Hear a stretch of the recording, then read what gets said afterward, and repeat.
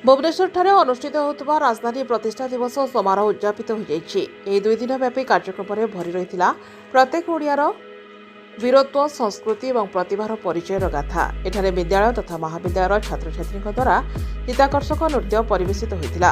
ଏତଦ୍ ବ୍ୟତୀତ ବିଭିନ୍ନ ଜିଲ୍ଲାରୁ ଆସିଥିବା ଶିଶୁ କଳାକାରଙ୍କ ଦ୍ୱାରା ଲୋକନୃତ୍ୟ ପରିବେଷଣ କରାଯାଇଥିଲା। ପରିଶେଷରେ ବର୍ଷିୟାନ କଣ୍ଠଶିଳ୍ପୀ ଶ୍ରୀ ତାନସେନ ସିଂ, ରଶ୍ମିତା ଦାସ, ପ୍ରଶାନ୍ତ ପାଢ଼ୀ ଏବଂ ସୁଭାଷ ଦାସଙ୍କ କଣ୍ଠର ମଧୁର ସ୍ୱର ସମସ୍ତ ଦର୍ଶକଙ୍କୁ ବିଳମ୍ବିତ ରାତି ପର୍ଯ୍ୟନ୍ତ ବିମୋହିତ କରିଥିଲା।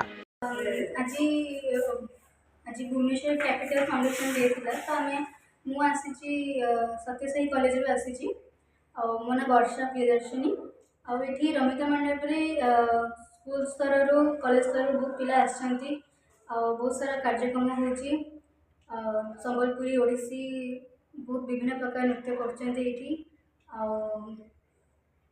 एतिकी कहू चाहछी भल लागिला एठी आसीकी।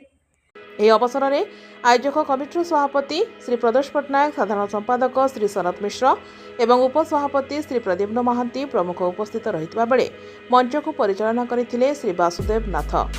नमस्कार मो नाम देवकृता साहू आम सब स्टुअर्ट स्कूल आसचु आज महावेन्द्र मंडप आम एक सम्बलपुरी नृत्य करचु जो आम बहुत गर्वित अनुभव करचु। आज फाउंडेशन डे हिसाब से आम बहुत गर्वित अनुभव करचु कि आम भल से आमर ओडिशार फ्रीडम स्ट्रगल तांकर बड़ हाथ थिला। भुवनेश्वर अक्षय दास का रिपोर्ट, जागृति लाइव मीडिया।